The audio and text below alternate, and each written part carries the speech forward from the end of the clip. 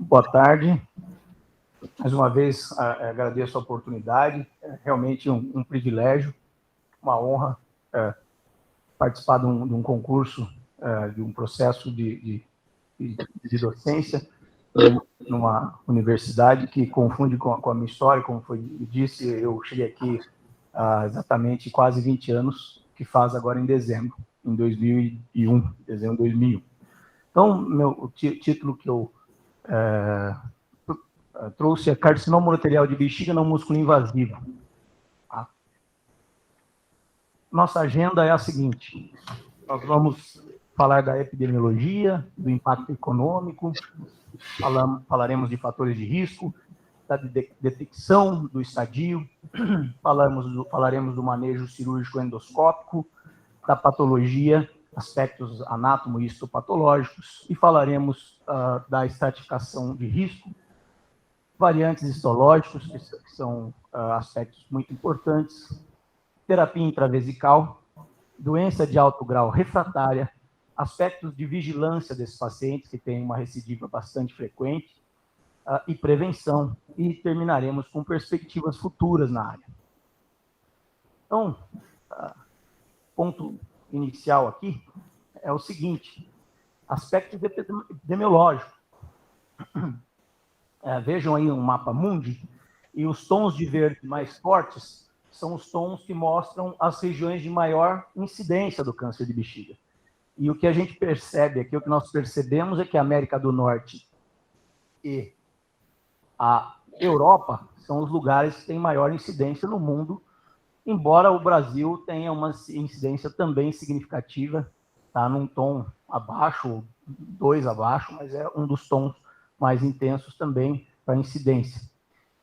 Importante mostrar aqui uma situação que é a região do Egito, que tem uma situação endêmica para esquistossoma hematóbium, que muda completamente a história natural dessa doença, ou transforma essa doença, que 90% é feita de carcinomas uroteliais, ou 90% de carcinoma urotelial, os tumores de bexiga.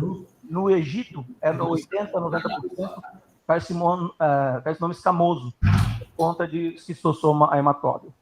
Mas vejam, então, como é que isso se distribui, a incidência ocorre no mundo. Aqui, esse gráfico mostra também aspectos epidemiológicos com relação ao sexo. Essa linha mais embaixo, mulheres, depois homens, e a associação de tanto homens como mulheres. O que a gente percebe aqui é que há um declínio até o início da década de 2000, porém, depois disso, uma estabilização dos números de casos. Outro aspecto nítido aqui é que há, em média, 2 a 3 casos no homem para cada caso na mulher. Então, vejam o histórico desde 93 dos casos, né, a incidência aqui, casos da Inglaterra, United Kingdom, e mostrando esse padrão ocorre em outros lugares do mundo também. Aqui, em relação à idade, ainda em aspectos epidemiológicos, né, mostrando como é que essa doença se apresenta, nos gráficos, ou melhor, nas torres maiores, homens, nas menores, mulheres. Vejam que mantém a proporção de 2 a 3 homens para cada mulher acometido. Vejam que aqui a gente percebe rapidamente que é uma doença que ocorre em torno da 6ª e 7ª décadas de vida, e tem esse padrão, então, de uma diferença de sexo mantido. Isso também ocorre no Brasil. Esses também são dados da Inglaterra, mas é um padrão também ocorrendo no Brasil, vocês vão ver a seguir.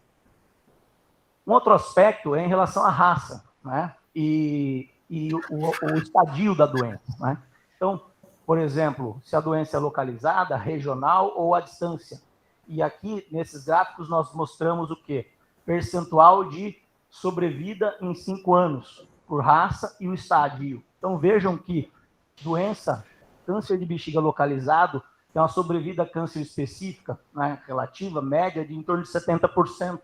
Enquanto, quando nós temos uma doença regional, acometimento linfonodal, por exemplo, nós já cai pela metade a sobrevida média desses pacientes, e a doença à distância não passa de 5%, 6%, abaixo de 10%. Todos os estadios, em torno de 80%. Um outro dado nítido aqui, importante ser mostrado, é que em negros, em relação a brancos, tem um prognóstico sensivelmente pior. Então, vejam aqui que sempre na doença regional e localizada, a raça negra tem um prognóstico pior do que os brancos. Então, aqui está mostrando todas as raças, brancos, negros, né? E veem que sempre o grupo de negros tem um prognóstico pior. Aqui no Brasil, dados do Instituto Nacional do Câncer, nós vemos o quê? Vemos que, para nós termos uma ideia, nos Estados Unidos tem uma média de 88 mil casos ano. Aqui no ano de 2020, tivemos 10.640 casos. E nós tivemos, nesses casos, também distribuídos, como nós vimos no resto do mundo, nos Estados Unidos, por hora, na United Kingdom, né, na Inglaterra, e de modo que vejam que em torno de 2 a 3, ou entre 2 e 3 casos no homem, para cada caso na mulher. E em relação a mortes, houve em 2019 4.517 mortes. Para ter uma ideia, os Estados Unidos houve no ano de 2020 88 mil mortes para 88 mil casos para 16 mil mortes. No Brasil, 10 mil casos para 4.500 mortes. Um outro aspecto importante de ser mencionado é que na mulher, ainda que ocorra em menor frequência, né, ele é mais agressivo e apresenta pior prognóstico. Então, isso pode estar relacionado a aspectos hormonais, pode estar relacionado a aspectos anatômicos, a questão da mulher apresentar infecções de repetição e o homem ter menos esse problema em função de aspecto anatômico da anatomia masculina, entre outros aspectos. Impacto econômico. Impacto econômico, todas as doenças têm impacto econômico, ora, mas essa doença é o câncer mais caro por paciente ao longo da vida. Essa doença, ela tem um custo médio de tratamento do paciente, isso custos nos Estados Unidos, que são o país que tem bons dados, informação em relação a isso, 129 mil dólares a 251 mil dólares por paciente ao longo da vida, né? Então, sem dúvida, o câncer mais caro de ser tratado dentre todos os tumores. Por que isso? Porque o contexto não músculo invasivo demanda estratégia intensa de vigilância. Esse tumor tem uma alta taxa de recidiva, em torno de 70% de recidiva ao longo da história natural, ao longo de toda a vida do paciente. E quando se torna metastático, ou quando diagnosticado na forma de metástase, ele demanda cuidados no fim da vida, que são cuidados caros também. Fatores de risco. O que aqui está envolvido? Quais são os fatores de risco relacionados ao câncer de bexiga, que é representado em 90% por carcinoma urotelial, como nós falamos, em todo o mundo, exceto no Egito, onde 80% é escamoso, por conta da questão do esquistosoma hematóbio. Então, em todo o mundo, o câncer de bexiga ele é carcinoma urotelial. 90% carcinoma urotelial. E metade, ou em torno, pelo menos 40% dos casos, tem relação com tabagismo. Então, é um fator de risco modificável, olha que importante. Risco ocupacional, aminas aromáticas, em torno de 5 a 10%. Componente hereditário, um indivíduo que tem antecedente familiar de primeiro grau, ele tem 2 vezes maior risco de desenvolver o carcinoma urotelial da bexiga. Aspecto genético, existem estudos mostrando que o polimorfismo da NAT2, N-acetiltransferase 2, que é uma enzima relacionada ao metabolismo de aminas aromáticas, pode estar relacionado ao aumento do risco de câncer de bexiga. Obesidade, índice de massa corpóreo, com possível relação com a inflamação do obeso. Condições médicas, especialmente crônicas, como infecção, uso de catéter crônico, ampliação vesical, são aspectos que podem aumentar a chance de tumores de bexiga. E como já dito, a esquistosoma hematóbio no Egito. Nesse caso, a maior parte dos tumores é diferente do que a gente vê no Brasil e nos outros países. Pois bem, em relação à detecção, como é que a gente descobre esse problema? 90% hematúria, sangramento na urina, macroscópica, indolor.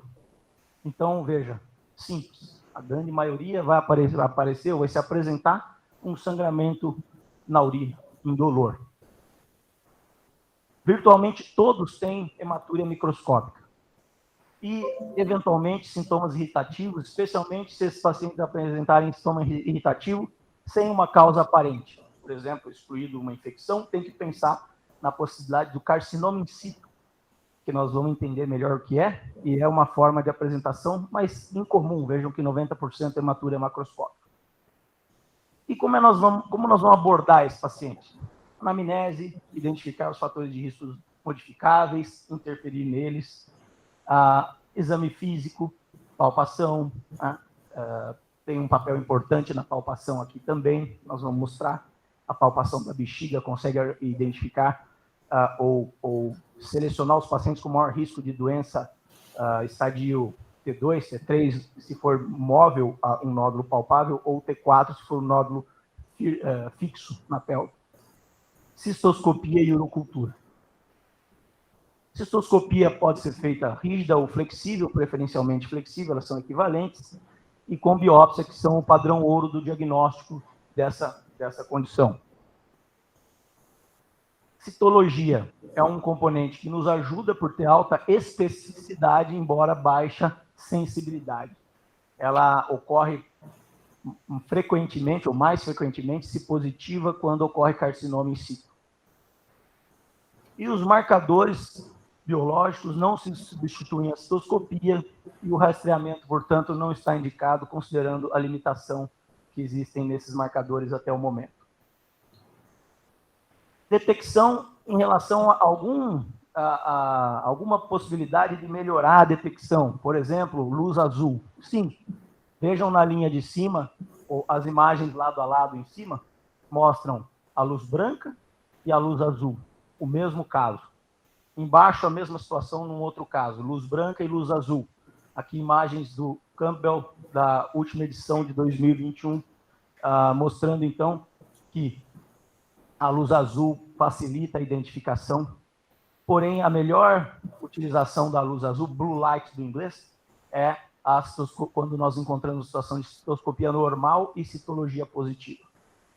Nesse caso, é importante que façamos biópsias uretrais prostáticas e aleatórias, se não encontrarmos a lesão, porque se tem citologia positiva, lembrem que a sensibilidade é baixa, mas a especificidade é alta. Então, em sendo positivo, a chance de ter o problema é significativa. Por outro lado, ela não ocorre na maior parte dos casos, a positividade da citologia, mas quando ela ocorre, ela tem um bom marcador, porque ela tem uma especificidade boa, acima de 80%, 90%, e a sensibilidade é ruim, é 20%, 30%, ou seja, a maioria não vai apresentar positivo, mas quando é positivo, nós temos que mudar um pouco a postura, fazer biópsias, caso não enxerguemos uma lesão, usar a luz azul, ou seja, a luz azul não é a recomendada de rotina, mas em casos específicos, como esse colocado, como esses mencionados, né? Em relação ao estadiamento, ok, nós falamos da epidemiologia, falamos da apresentação clínica, da abordagem desses pacientes, feito o diagnóstico, ok, tem ali uma lesão, estadiamento. Essencialmente, a ressecção transuretral, que ela tem um papel diagnóstico, tem um papel de estadiamento, melhor dizendo, e papel terapêutico. Então, vejam que é uma situação, uma doença complexa, mas que se torna simples. Nós vamos fazer a melhor ressecção transuretral que nós pudermos, porque isso é importante. E o critério é que a gente retire toda e qualquer lesão visível e deixe o paciente livre de lesões.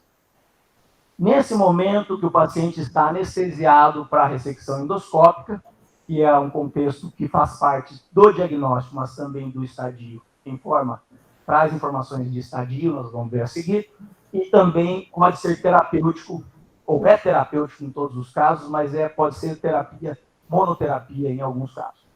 Nesse momento, paciente anestesiado, a palpação bimanual, né, sob anestesia, como eu disse, se encontrar um nódulo palpável que é móvel, tem grande chance de estarmos diante de um estadio T2 ou T3. Se for um nódulo fixo, T4. Então, nos dá uma ideia do estadiamento.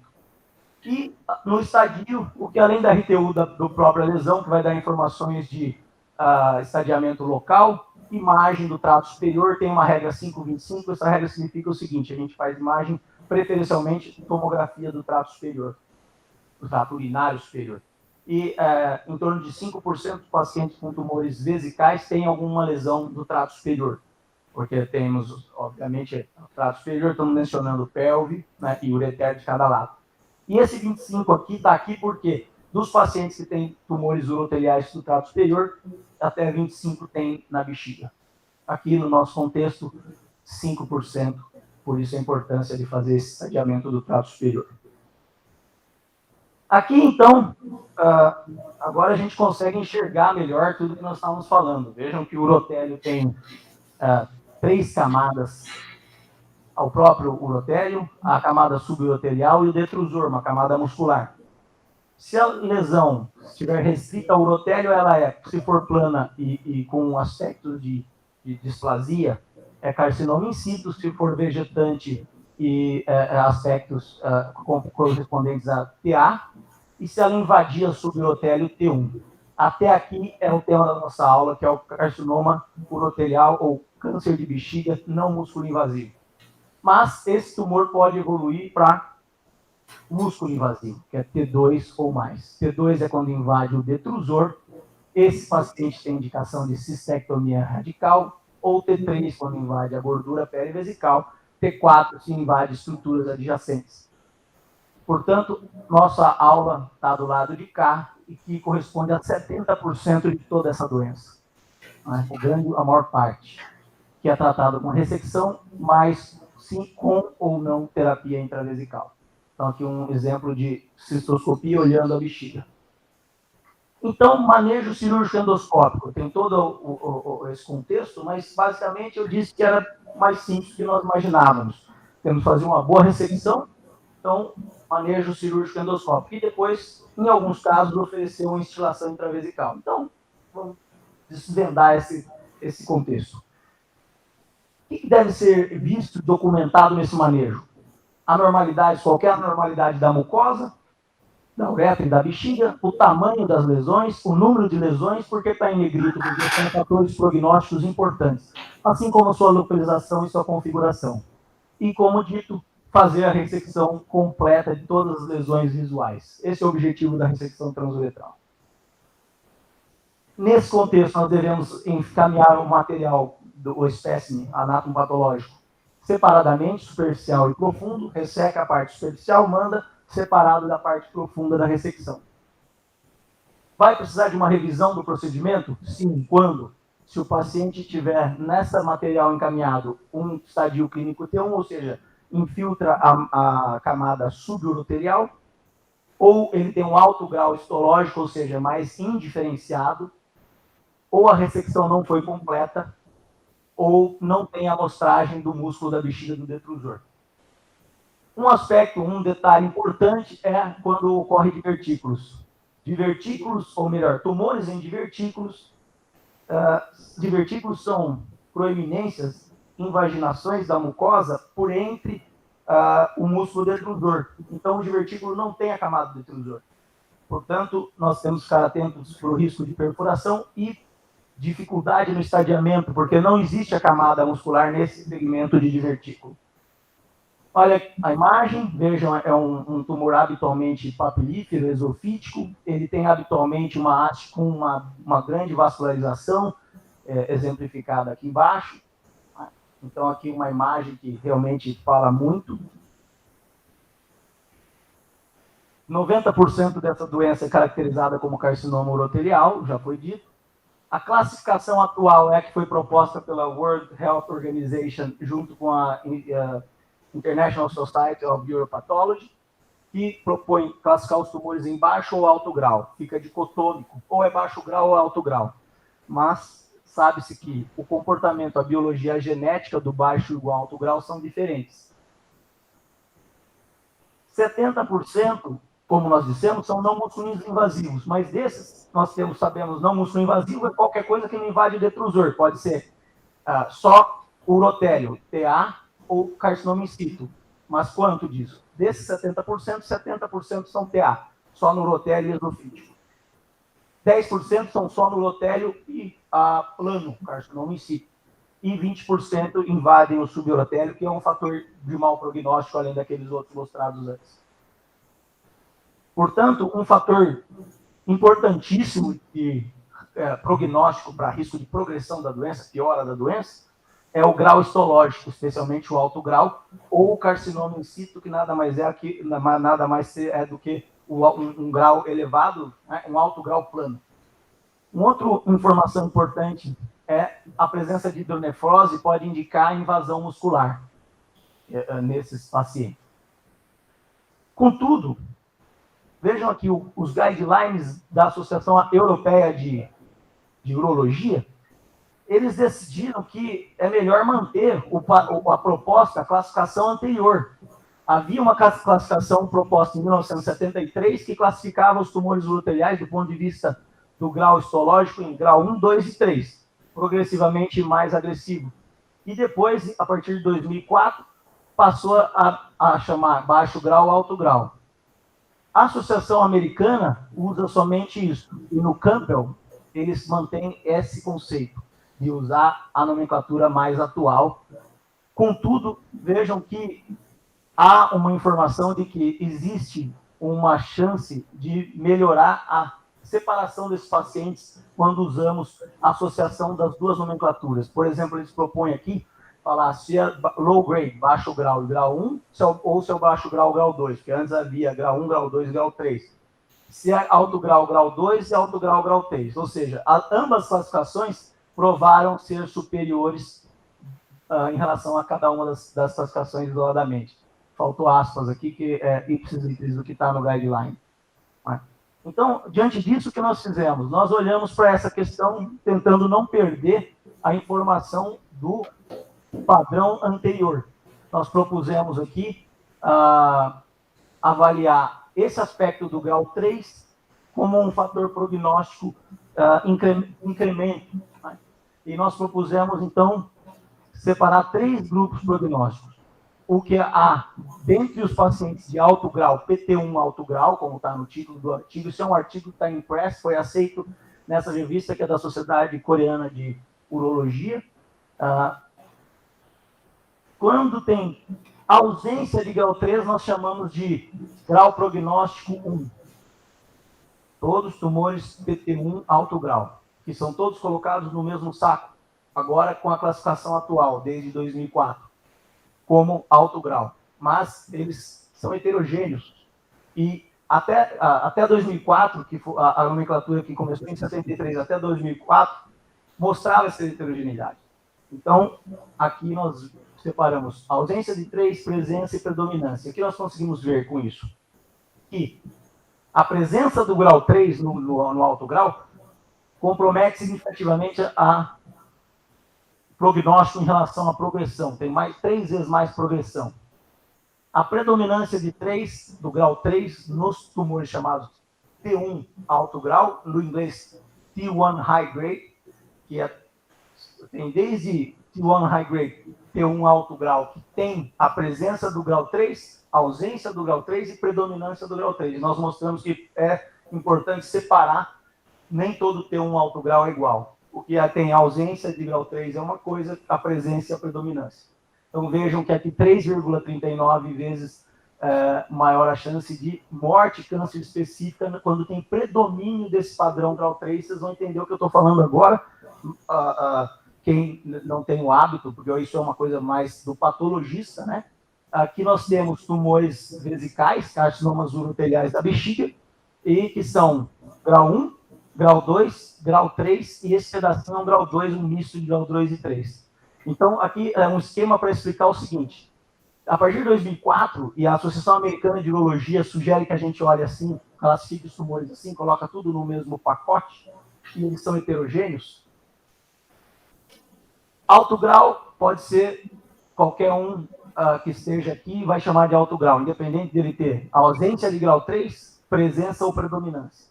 Essa questão grau 3 foi colocada no critério de 73. E a gente percebeu que de todos os T1 alto graus, o que temos, 60% tem ausência de 3.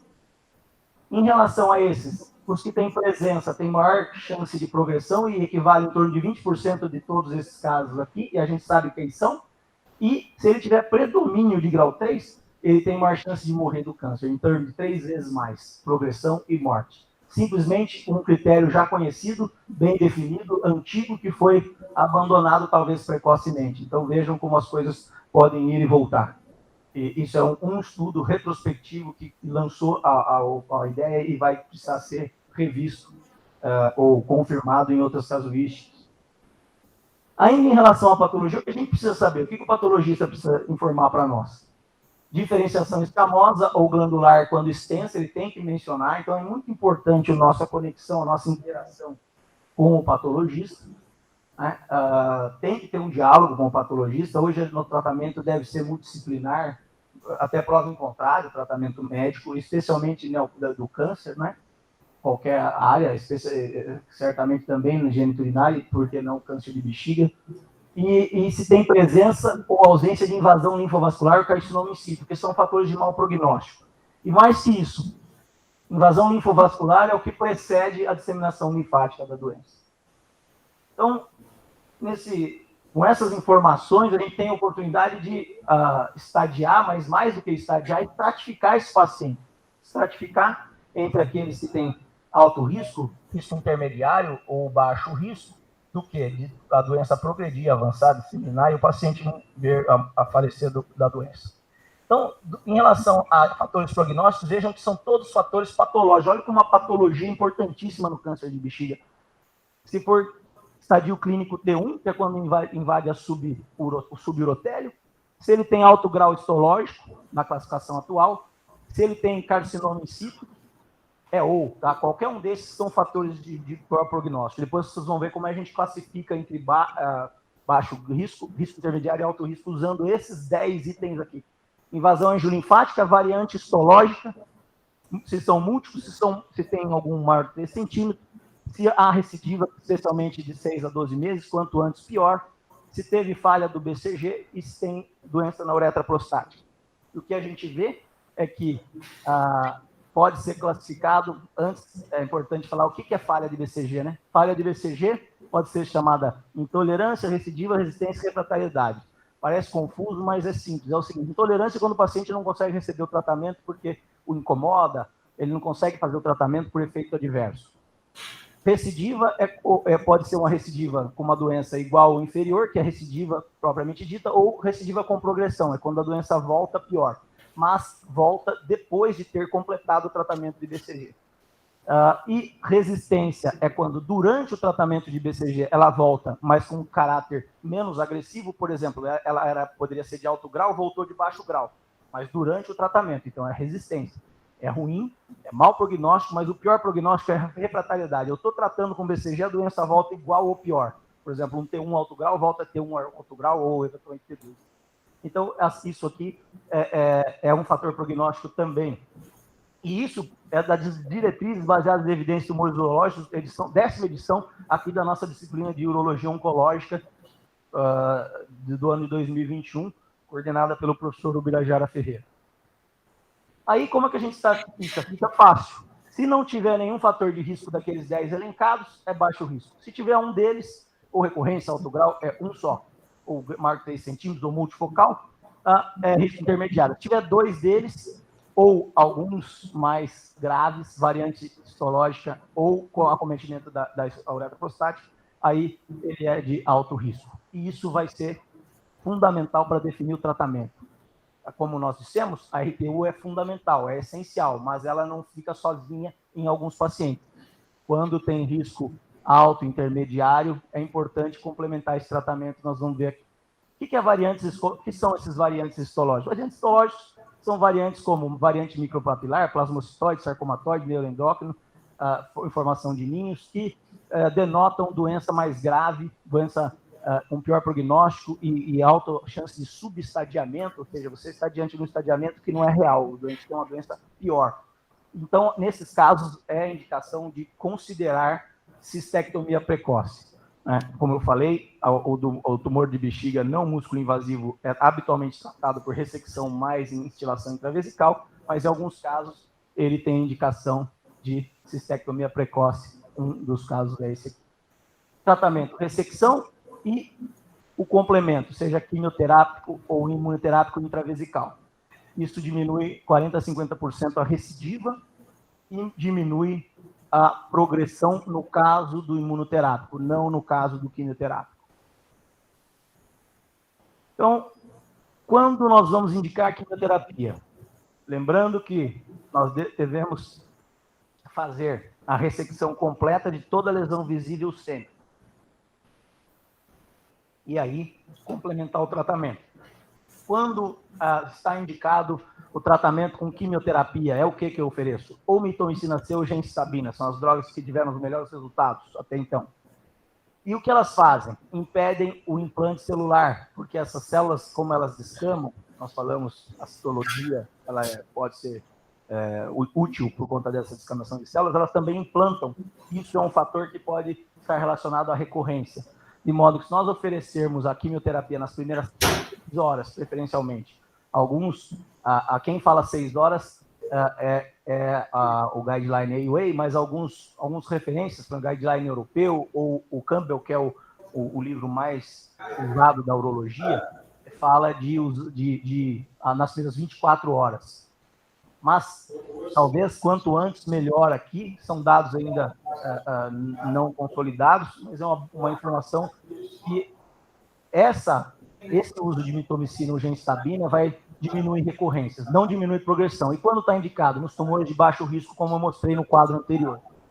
Contraindicações. Qualquer chance de complicação, por exemplo, chance desse quimioterápico passar para a circulação sistêmica. Com extenso, que fica com maior acesso aos vasos, né? Ou suspeita clínica de perfuração da bexiga. Na ressecção, corre risco de perfurar a bexiga. Isso pode ocorrer. No título, esse risco é maior. Quando tiver essa suspeita, é melhor evitar o uso da quimioterapia no pós-operatório imediato. Pois bem, e falando então de terapia intravesical, imunoterapia, quando ela está indicada? No risco intermediário ou alto, aí é o BCG. Imediato igual a quimioterapia? Não. 4 a 6 semanas depois. Por quê? Porque o paciente precisa cicatrizar aquilo para não dar uma situação chamada BCG-ite. Quais as contraindicações? Não pode ser imediatamente após cirurgia, porque o BCG é atenuado, pode dar BCG-ite, imunossupressão ou trauma no cateterismo. E o BCG tem benefício de ser oferecido na forma de manutenção. 1 ano nos pacientes de risco intermediário e 3 anos nos pacientes de alto risco. Então, ficou muito simples. Fez o diagnóstico, resseca a lesão, uma ressecção completa, cicatrizou 4 a 6 semanas, se for ver o laudo anatomopatológico, classifica intermediário ou alto risco, oferece depois de 4 a 6 semanas o BCG intravesical, que é a mesma componente da vacina que usa intradérmico. Vou mostrar aqui. Não é alto risco ou risco intermediário, e isso você pode antecipar, lesão única, pequena, né? Primeira lesão não é recidiva, então a chance de ser baixo risco é grande, porque você não vai ter essa informação antes, e você precisa oferecer a quimioterapia, se for a opção, logo após o ato cirúrgico. Então, aí você já oferece, então, nos casos de lesão única, pequena, né, não múltipla, com chance grande de ser baixo risco, você já oferece a quimioterapia na recuperação anestésica. Quando tem múltiplas lesões maiores que 3 centímetros, você já antecipa o diagnóstico de risco intermediário alto risco. Você não precisa oferecer a quimioterapia lá. E nem deve oferecer a BCG precoce, só depois que cicatriza a bexiga. São 6 doses, nós vamos falar, e depois tem que fazer uma manutenção, ou tem benefício de fazer uma manutenção de pelo menos 1 ano, quando é risco intermediário, e 3 anos no alto risco. Ok, mas vai colocar a BCG na bexiga, e como é que começou essa história? De onde tirou isso? Pega um bicho atenuado, coloca na bexiga, e primeiro ressecou toda a lesão, depois quimioterapia, mas se for mais agressivo é BCG. Essa história é a seguinte: começou em 1883 com William Coley, que usava preparados bacterianos para tratamento de câncer. Ele não teve muita atenção dos seus pares. Em 29, em autópsias na Johns Hopkins, observou-se uma relação inversa entre tuberculose e câncer nos corpos. Então, quando tinha diagnóstico de tuberculose, menor chance de ter diagnóstico de câncer nas autópsias. E em 98, Mastrangelo e colaboradores verificou uma relação com a sociedade moderna de mais câncer e menos infecções, ou seja, uma possível interação entre quanto menos infecções nós temos, mais predispostos podemos ficar a câncer. Talvez isso se relacione ao treinamento do nosso sistema imunológico. Com muita infecção, ele fica casca grossa e se tem proteção cruzada. Isso é uma hipótese, nós vamos ver a seguir. Hoje, ainda em Nova York, tem esse instituto de pesquisa do William Coley, que a neta dele, Ellen Coley, que coordena. Depois, em 1908, né, com esse conceito já definido, embora frágil, Albert Calmette Jean Guérin, no Instituto Pasteur, Lille, França, fizeram 231 passagens do BCG, que é o causador do Mycobacterium bovis, na bile para que ficasse geneticamente estável e diminuir virulência, para tratar a doença, a própria tuberculose, que a partir de 1921 gerou com isso, então, vacina antituberculose oferecida em neonatos. Desde 1921 essa vacina. Agora não estamos falando de câncer ainda, para a BCG. A BCG ainda utilizada pela primeira vez para combater a tuberculose. Na década de 30 houve uma tragédia de Lübeck, na Alemanha, que uma cepa virulenta foi oferecida, uma morte de mais de 70 neonatos, atrasou a evolução desse conceito, desse conhecimento. Depois veio a Segunda Guerra Mundial, que atrapalhou também. E aqui a imagem de Calmette e Guérin. E na sequência, né, na linha do tempo, em 59, Olds e colaboradores começou a estudar o BCG em tumores transplantados em ratos. Então, percebi que o BCG bloqueava a evolução do tumor transplantado em rato. Em 71, vejam aqui já na década de 70, 74, Sbar estudando essas relações entre bactérias que interferem na evolução de tumores, estudando hepatocarcinoma de cobaias, ele definiu alguns conceitos que valem talvez até hoje. Hospedeiro imunocompetente é necessário para esse tipo de abordagem. Micobactéria viva em número razoável, 10 a sexta, 10 a oitava. Contato da vacina com o tumor, contato íntimo da vacina com o tumor. Volume tumoral limitado, aí a ideia de ressecar toda a bexiga. E administrações repetidas para um resultado adequado. Ainda não tinha a ideia de fazer em câncer de bexiga. Em 74, um relato de caso de uma lesão de melanoma metastático na bexiga, um relato de caso, e aí Álvaro Morales, em 76, são canadense, começou a propor o BCG intravesical. Como é que ele fez? 6 doses semanais. Por quê? Porque vinha 6 frascos na caixinha, vinha 6 frascos, então ele propôs, vamos fazer 6 doses. E por que semanais? Porque o efeito adverso de Zúria, polaciúria, dura em média 1 semana. Então, 6 doses semanais e vamos ver o que acontece. Terminou em 90, aprovado pelo FDA, e em 2000, mostrando por Lan e colaboradores que as doses de manutenção são importantes. Mas olha o estudo seminal dele, um estudo de fato histórico, um arquivo histórico. Foi publicado no Journal of Urology de 1976, 7 pacientes, o indivíduo mudou a história. E depois republicado como um arquivo histórico no British Journal of Urology de 2013. Os pacientes vinham aqui, ó, o paciente número 1, maio de 74, agosto de 74, janeiro de 75, positivo nas citoscopias. Começou a usar BCG, negativo, e começou a apresentar vários casos negativos após o BCG. Esse foi o primeiro estudo que mostrou e que mudou a história da medicina, e hoje o BCG ainda é padrão ouro no tratamento desse tumor a partir de uma resposta cruzada. Aqui eu coloquei no PubMed, pesquisa BCG no Bladder Cancer, e olha que bonito, ele mostra o número de artigos publicados, conta a história para nós. Ó. Em 90, aprovação no FDA, depois de 70 começou a aumentar estudos, depois um outro pico aqui quando o Lan mostrou que usar a manutenção é importante, e depois uma reativação do interesse por BCG. Nós fazemos parte desses pontos aqui, né? Pelo menos algum pontinho um pixel aí, deve ser um de nós, que é uma velha arma com novos mecanismos, né? E basicamente, como é que ele funciona? Ele precisa ter contato com o tumor ou com o urotélio, né?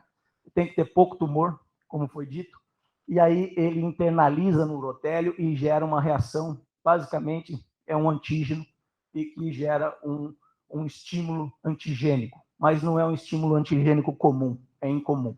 Vocês vão ver o que eu quero me referir. Aqui mostrando que ele internaliza, né, tem esse conceito, então precisa ter condições para que o BCG internalize, ou seja, se falhar, pode ter alguma falha da internalização, etc. Isso é um superantígeno, o BCG, comparado a um antígeno comum clássico. O antígeno comum clássico faz uma ativação de células T de forma em progressão aritmética, vamos dizer assim. E o superantígeno faz uma ativação em progressão geométrica, né?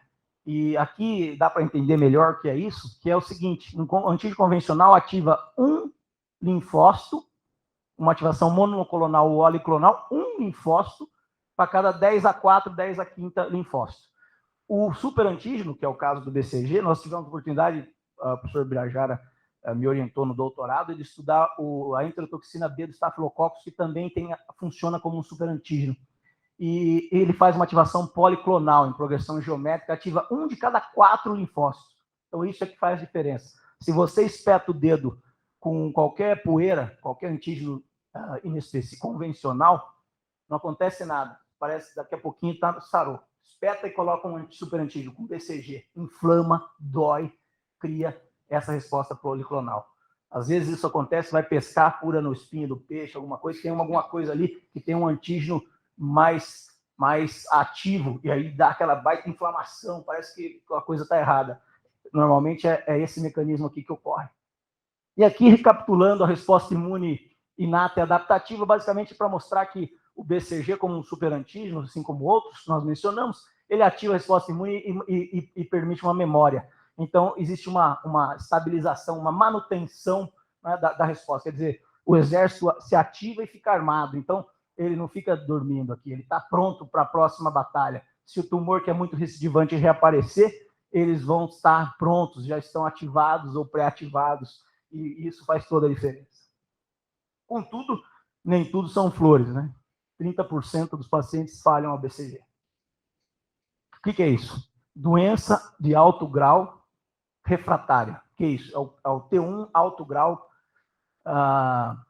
refratário.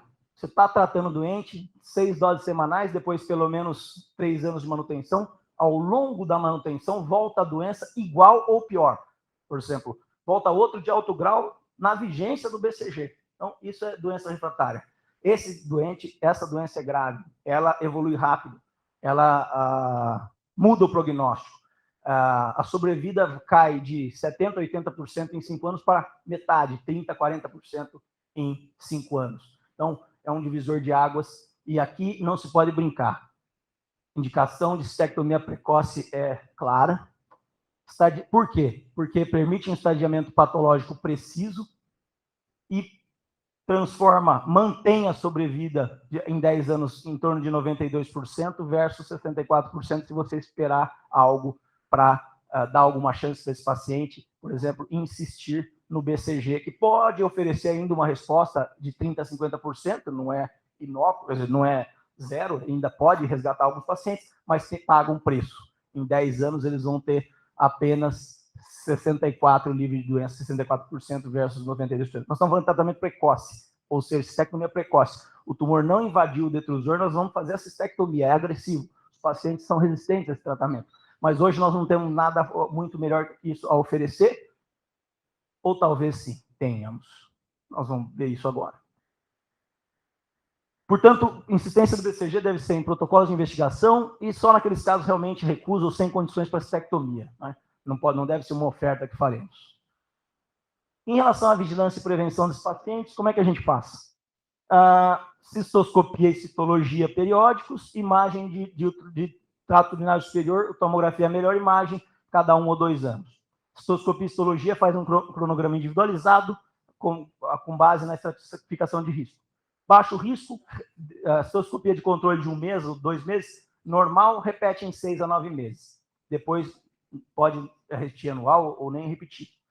Risco intermediário, repete em 4 a 6 meses se a primeira for normal. Alto risco, repete 3 em 3 meses nos primeiros 2 anos, depois de 6 em 6 meses. Então, o cronograma individualizado, aquela classificação de baixo risco, risco intermediário e alto risco, é muito importante, baseado apenas na patologia. É um microscópio de luz, não é nem eletrônico, e é coisa primitiva, e é isso que a gente usa para cuidar dos nossos doentes e definir quem precisa de um tratamento mais agressivo ou não. E usa o BCG, que foi descoberto em 1976, no primeiro estudo ainda. E por resposta cruzada, é o melhor tratamento e diminui pela metade a progressão, muda completamente a história natural da doença. Obviamente, corrigir fatores de risco modificáveis, né? Não fumar, aumentar a hidratação na ideia de diluir, né? E diminuir o contato de carcinógenos no urotélio. E passamos agora para a parte final do nosso cronograma previsto de perspectivas futuras. Né? Interessante, uma vacina, e é o melhor exemplo de vacina da história da medicina. Vejam, eu contei um pouquinho da história ali, é bonito de ver, é uma coisa que eu sou apaixonado por ciência e por esse negócio na ciência, é uma coisa muito bonita. Isso nos deu o prêmio CAPES de tese, né, professor Ubirajara? Em 2012, eu defendi o doutorado sob orientação do professor Ubirajara, nós comparamos BCG com a enterotoxina B de Staphylococcus aureus. E aí nós mostramos que é um superantígeno que pode melhorar, ou ser tão eficiente quanto ou melhor que o BCG. O grande problema do EBS, porque as pessoas vão perguntar, ok, se foi tão bom, por que não mudou, então, a doença? Porque ele é muito tóxico, é usado como arma biológica. Eu me contaminei uma vez da diarreia, febre, é muito tóxico o BCG. E o ganho que houve, nós vimos inicialmente em modelo experimental, foi muito parecido com o BCG, com algum incremento, mas muita toxicidade, então um risco grande foi o que limitou. Avanço do conhecimento do sistema imunológico, isso é recente. Em 50 anos atrás, nós não sabíamos muito, e isso muda tudo, isso muda o mundo. Inibidores de imunocheckpoints. 2018, Prêmio Nobel de Medicina e Fisiologia, Ellison e Honjo, independentes, um no Japão, o outro nos Estados Unidos, nenhum colaboravam. Um estudou uma molécula, outro a outra, mas duas são irmãs. E vejam aqui nosso interesse, já isso é histórico nosso, de 2011, no The Wall Street Journal, eu estava indo para Nova York, na Columbia University, fazer um pós-doc, e estava interessado nisso. A última arma, a melhor arma contra o câncer, de evolução, sistema imunológico. 23 drogas no pipeline, 2011, 2021, 10 anos depois, tem 6 sendo usadas, aprovadas. Né? Então, temos cirurgia, radioterapia, drogas quimioterápicos e um quarto pilar de tratamento que cada vez mais robusto. Já havia no BCG, já era uma prova disso, e vejam o que acontece. Os pacientes morriam em algum tempo, alguns se curam, não morrem ao longo do tempo. Então, vejam que tratamento multimodal, multidisciplinar. Aqui a linha do tempo, isso é bonito, parece confuso, mas vai ficar simples. 1975 foi descoberto o anticorpo monoclonal. O que é isso? A linha do tempo da imunoterapia para tumores, aqui desde 1891 até 94. Lembra Cullen que eu falei, toda essa história? Aqui está mais em detalhe e os pontos mais importantes. Quando descobriu esse anticorpo monoclonal, fez toda a diferença. O que esse cara faz? Quase tudo hoje. É esse cara que é um anticorpo monoclonal que vai ligar e bloquear o VEGF, que vai inibir aquele tumor que nós discutimos de manhã, para ele diminuir de tamanho, eventualmente, ou para tratar uma metástase. É esse monoclonal que bloqueia um inibidor do sistema imunológico, especificamente chamado, por exemplo, CTLA4 ou PD1. Honjo, o japonês, por ser do Japão, de lá, ele estudou o PD1, que Program Death, morte programada 1, e o americano estudou CTLA4, ambos com uma função muito parecida. Então, basicamente, essa linha do tempo continua. Os clinical trials começaram em 2003 e as aprovações não tardaram algo, 2011, e termina aqui reconectando com a nossa aula. Connecting the dots. Conectando os pontos. A prova 2020, ano passado, pembrolizumab, que é um inibidor de imunocheckpoint para tumor de bexiga não músculo invasivo refratário ao BCG. Antes nós só podíamos fazer estectomia, agora nós temos uma opção. E isso muda completamente o estado natural da doença, cura pacientes. Então, vejam aqui o BCG correndo por fora, o LAN aqui em 2000, mais cedo aqui, 74, 76 o BCG, aprovou aqui, o BCG é primitivo, e aqui uma coisa mais refinada, né? E o BCG aqui resistente até hoje, mais primitivo, né? E barato.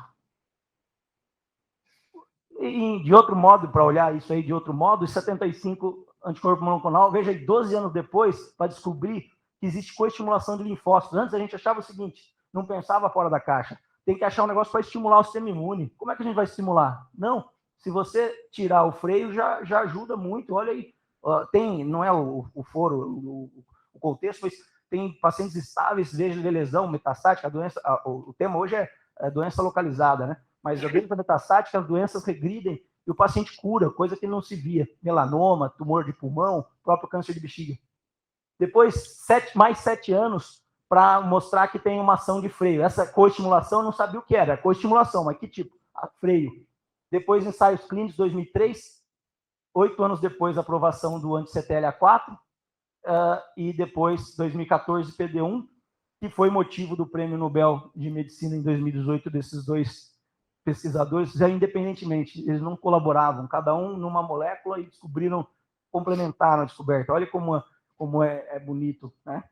E em 2016 começou a primeira aprovação para câncer de bexiga, e 2020 para câncer de bexiga não músculo invasivo, que é 70% dos tumores de bexiga, que é o tema da nossa aula agora. Então, demorou 2 anos depois das primeiras indicações. Aqui um resumo, mostrando que agora o pembrolizumab é uma opção para pacientes refratários, aqueles que a doença, durante o tratamento do BCG, a doença volta igual ou pior.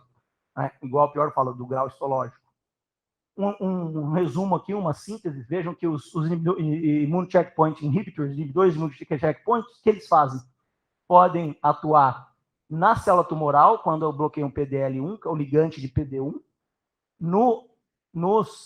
nas células, nos próprios linfócitos, que eles têm PD1, não o PDL1 que fica no abdômen da célula tumoral, e o anti-CTLA4 que está na célula dendrítica, apresentadora das células apresentadoras. Então, vejam que tem essas drogas todas disponíveis e que mudam a história natural de algumas doenças, entre elas o câncer de bexiga, inclusive não músculo invasivo, que é o tema dessa aula. Aqui a menção ao freio, e essa aqui um slide da apresentação do Nobel Prize, mostrando driving, accelerator, brake, e esse slide é do autor, é meu, parte da minha tese de livre docência apresentada nesse concurso. Basicamente, aqui é o que Ronjo mostrou, que é basicamente o freio imunológico. Eles bloqueiam, com o anticorpo monoclonal, bloqueia esse PD1 ou CTLA4, que são os freios, e aí o tumor, que é frio, não tem muito linfócito, passa a ser quente, passa a ter linfócito. E o linfócito é o quê? É algo que rejeita o tumor e que permite a harmonia do corpo, evitar tumores. Só que, porque vocês imaginam... Obrigado, tá terminando. Esse é o último slide. Muito obrigado.